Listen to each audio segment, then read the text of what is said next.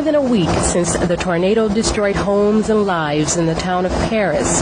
Since then, people from the Dallas-Fort Worth area have been giving their time, food, clothes, and whatever is needed to help neighbors who lost everything. And they haven't stopped giving yet.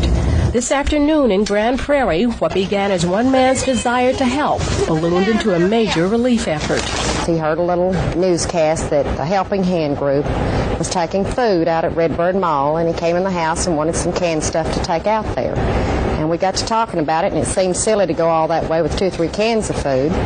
So we got in touch with the lodge to set up a receiving center, and then we got in touch with 7 more lodges. The Elks Lodge was used as a local collection center. All day long, cars and trucks full of clothes, furniture, household goods, and food were emptied into 2 large trucks donated by Narco Manufacturing.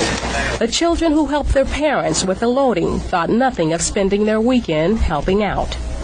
I feel all right. It's something to do for other people. And that's what I want to do. I want to help other people besides myself. The trucks, along with $1,100 in cash, will reach Paris early tonight. Juanita Stevenson, Channel 5 Action News.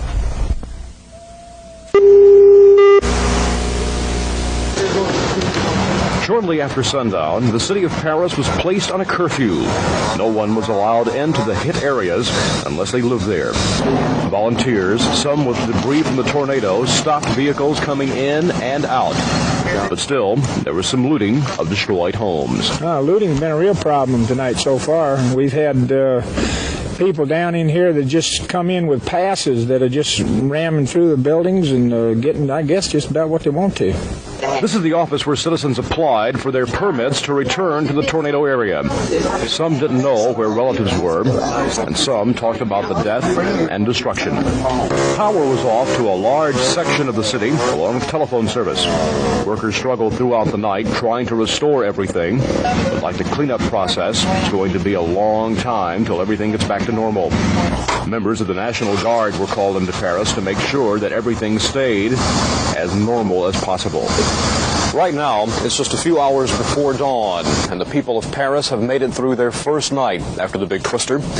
But tomorrow morning, when the sun comes up, it will reveal things the darkness has covered. Possibly more destruction, and possibly more deaths. Dan White, Channel 5 Action News, Paris. Witnesses spotted 3 separate funnel clouds in Paris this afternoon. I'm standing in the middle of the wreckage that the worst of them caused. It cut a path 2 miles long and 500 yards wide in the middle of a residential section in Paris. Mother Nature affected hundreds and cost them millions this afternoon. These homes in the northeast part of Paris were part of a new subdivision. For some, there's little left to salvage. It wasn't just homes that were flattened. This was a Baptist church and school, reduced to rubble in minutes. The tornado sirens had barely sounded when the furious winds hit, leaving little time to take cover. You could hear things being knocked and moved around, and it was over almost as quickly, it seemed like, as it started, but you knew when you were coming out of the house, you could just feel the pressure. And we watched the cloud as it moved away from the neighborhood, and then we came out of the house and saw what had happened to Personnel at one Paris hospital spotted the funnel coming. Technician Kathy Carroll was on duty as the tornado hit and the injured poured in. Most people were just being quiet. When everybody saw it, they were saying it's coming right for us and just getting beside themselves. It seemed like most people were just wanting to find their family. Medical personnel, firefighters, and law enforcement officials from all over North Texas and southern Oklahoma are in Paris tonight to help. Already, some looting has been reported, and already the people who live here are working to protect what they have left. Kevin Berger, Channel 5 Action News, Paris. I need a nail. I'm not... It was like a bomb explosion 4 to 5 miles long. The tornado ripped through sections of the city, turning houses into lumber, people's lives into terror. Togetherness brought some comfort. But for others in this area of the city, there was no comfort. 2 people were found dead.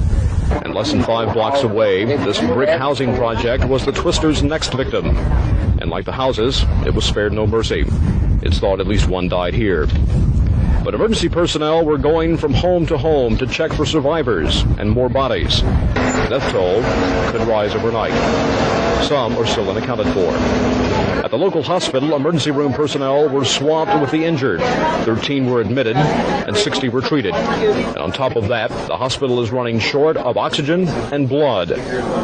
For Paris, even though the twister is over, the nightmare has just begun. Dan White, Channel 5 Action News, Paris.